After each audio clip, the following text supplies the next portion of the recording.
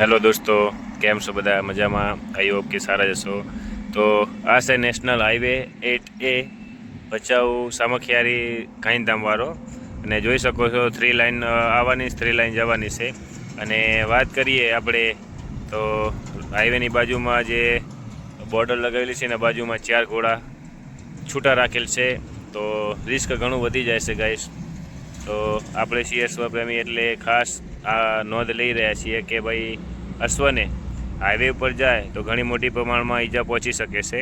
જો કે બોર્ડર છે એટલે ક્રોસ કરી શકતા નથી, પણ આગળની સાઈડમાં જઈને જ્યાં કટ હોય ત્યાંથી અંદર જો હાઈવે ઉપર ઘૂસે તો મોટી જાનહાની થઈ જાય અને અશ્વને ઈજાઓ પહોંચે, યા તો એનો જીવ પણ જઈ શકે.